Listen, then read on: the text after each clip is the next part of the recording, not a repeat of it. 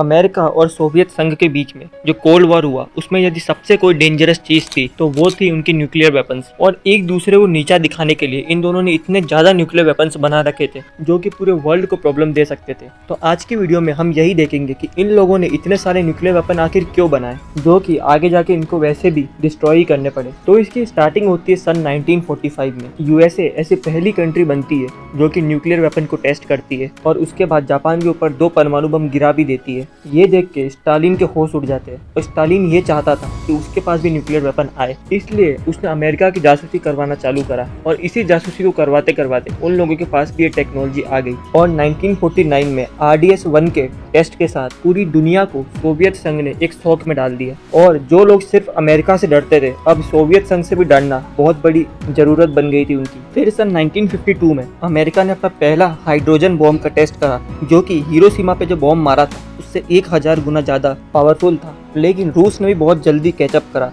और 1953 में अपना पहला हाइड्रोजन बॉम्ब सक्सेसफुली टेस्ट कर लिया। और ये सब तो कुछ भी नहीं है, छोटे मोटे बॉम्ब है।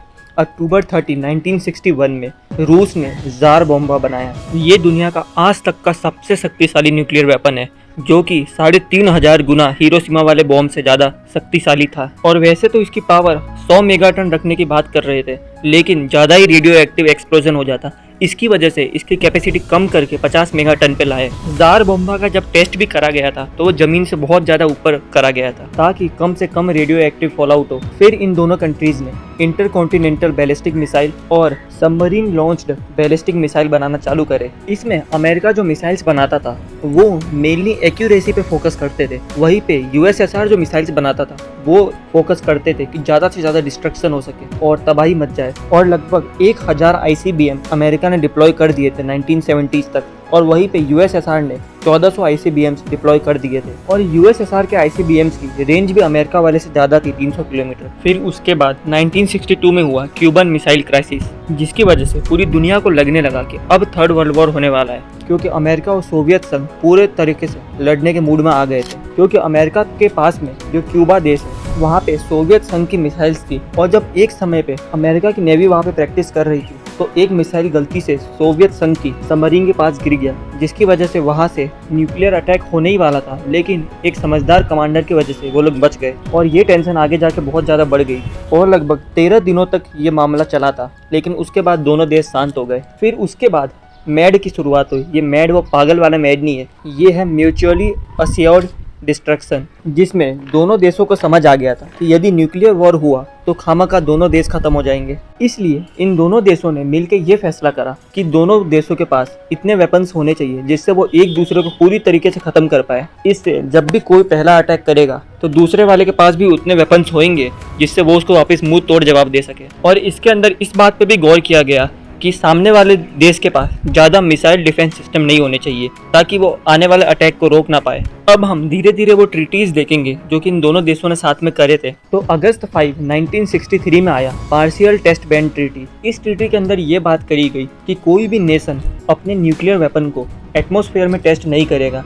ना ही अंडर वाटर और ना ही आउटर स्पेस में। और स्टार्टिंग में इसके 3 मेंबर थे, यूके, यूएसए एंड यूएसएसआर। इसका मेन पर्पस था कि एटमॉस्फेयर में रेडियो एक्टिव फॉलआउट नहीं होना चाहिए, क्योंकि इन दोनों बेवकूफ़ कंट्रीज ने इससे पहले लगभग 500 एटमॉस्फेयर में टेस्ट कर लिए थे। उसके बाद ये लोग बंद करते, बहुत बाद में इनमें दिमाग आया था। और ये भी इन लोगों ने ऐसे ही नहीं कर दिया, इसके लिए पब्लिक ने बहुत ज़्यादा प्रेशर डाला था। फिर इस ट्रीटी पे लगभग 125 कंट्रीज ने साइन कर लिया, लेकिन फिर भी 2 कंट्रीज ऐसी थी जिनने साइन नहीं करा, फ्रांस एंड चाइना। और उन लोगों ने ये बोला कि हम तो टेस्ट करेंगे, तुम्हें जो करना है कर लो। फिर 1972 में हुआ SALT I strategic arm limitation talks. ये 26 मई 1972 को मॉस्को में हुआ था। इस एग्रीमेंट के अंदर ICBM और SLBMs को स्टॉप कर दिया गया और ज़्यादा बनाने से, और इसका ड्यूरेशन था 5 सालों के लिए। फिर आई एंटी बैलिस्टिक मिसाइल ट्रीटी। इसमें ये बात करी गई कि दोनों कंट्रीज सिर्फ 2 एंटी बैलिस्टिक मिसाइल सिस्टम रखेंगे और आगे जाके ये और कम हो गया, सिर्फ एक रहा। फिर SALT II आया 1979 में। इसमें ये बात करी गई कि MIRV मतलब एक ही मिसाइल पे बहुत सारे न्यूक्लियर वॉरहेड नहीं रखे जाएंगे। और इस ट्रीटी के लिए भी वैसे मान तो दोनों गए थे, लेकिन ये कभी भी लागू हो नहीं पाए, क्योंकि 1979 में सोवियत यूनियन ने अफगानिस्तान पर हमला कर दिया। देन 1987 में आई INF ट्रीटी। इस ट्रीटी के अंदर इंटरमीडिएट रेंज मिसाइल्स और शॉर्टर रेंज मिसाइल्स दोनों को बैन कर दिया गया, और 1991 तक 2700 मिसाइल्स डिस्ट्रॉय कर दी गई थी। और ये ऐसी पहली ट्रीटी थी जो कि ऑन साइट इंस्पेक्शन के साथ हुआ। देखा गया कि असल में डिस्ट्रॉय हो भी रहा है या नहीं, सिर्फ नाटक कर रहे हैं। देन 1991 में I start first treaty, strategic arm reduction treaty. पुराने सारे ट्रीटीज को हटा के इस ट्रीटी ने ये कहा कि सही में न्यूक्लियर वेपन डिस्ट्रॉय करते हैं। ये ट्रीटी जॉर्ज बुश और मिखाइल गर्बाचौथ के बीच में हुई थी और कहा गया था कि 15 साल के लिए ट्रीटी रहेगी, लेकिन बाद में इसको बढ़ा भी सकते हैं। इस ट्रीटी के अंदर ये कहा गया कि दोनों साइड सिर्फ 6000 न्यूक्लियर वॉरहेड रखेगी और बहुत ही limited number of ICBM, SLBM ये सारे रखे जाएंगे। और सोवियत संघ के टूटने के बाद भी ये ट्रीटी चालू रही और रसिया, बेलारूस, कजाकिस्तान और यूक्रेन इन सब ने अपने न्यूक्लियर वेपन रसिया को दे दिए। फिर 2001 आते आते लगभग 80% न्यूक्लियर वॉरहेड खत्म हो गए, जो कि पूरी दुनिया के लिए बहुत ही खुशी की बात। देन फिर 1993 में स्टार्ट 2 की भी बात करी गई, लेकिन ये कभी हो ही नहीं पाया क्योंकि उस समय पे रसिया में आ गए पॉलिटिकल शिफ्ट और ये सारे गेम क्यों चल रहे थे वो तो मेरे को बताने की जरूरत ही नहीं है। इस वजह से जो न्यूक्लियर वेपन 3000 के आसपास लाने की बात करी गई थी वो ठप की ठप रह गई, आगे बढ़ी ही नहीं।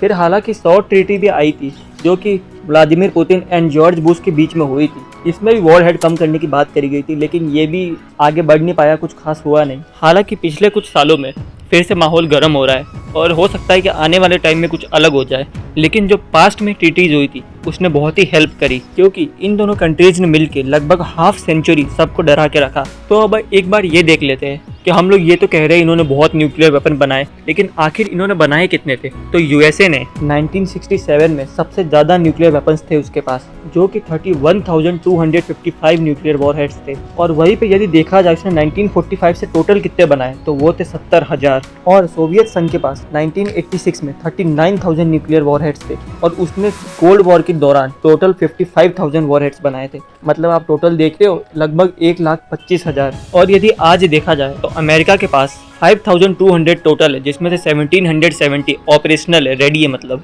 और रसिया के पास 5,900 टोटल है और 1,674 ऑपरेशनल है। लेकिन इन सब के बीच में आपके दिमाग में एक क्वेश्चन और आना चाहिए कि न्यूक्लियर हथियार बनाने के लिए तो यूरेनियम चाहिए होता है और इन दोनों कंट्रीज के पास इतना यूरेनियम आया कहाँ से था। तो सबसे पहले देखते हैं कि अमेरिका के पास कहाँ से आया इतना यूरेनियम। तो अमेरिका में कोलोराडो प्लेट्यू था जहाँ पे बहुत ही ज़्यादा यूरेनियम ओर था और उसके अलावा न्यू मैक्सिको एंड एरिजोना में भी उसके बहुत सारे माइनिंग हब थे। और यदि फॉरेन सोर्सेज में देखें तो बेल्जियम और कनाडा वर्ल्ड वॉर 2 से पहले भी और उसके बाद भी बहुत बड़े सप्लायर रहे हैं यूरेनियम के अमेरिका के लिए। और अब देखते हैं कि रसिया के पास कहाँ से आया। तो रसिया के कजाकिस्तान और उज्बेकिस्तान में उसके पास बहुत ज़्यादा यूरेनियम का भंडार था। और उसके अलावा उसके पास जो ईस्ट जर्मनी और चेकोस्लोवाकिया जो उसने वर्ल्ड वॉर 2 के टाइम पर हड़प लिया था उससे भी उसने बहुत ज़्यादा यूरेनियम एक्सप्लॉइट करा था। और ईस्ट जर्मनी में जो विस्मुट माइन था वो सबसे बड़ा माइन था कोल्ड वॉर के समय पे यूरेनियम का। तो आज की वीडियो में इतना ही, मिलते हैं आपसे नेक्स्ट वीडियो में। Thank you very much for watching.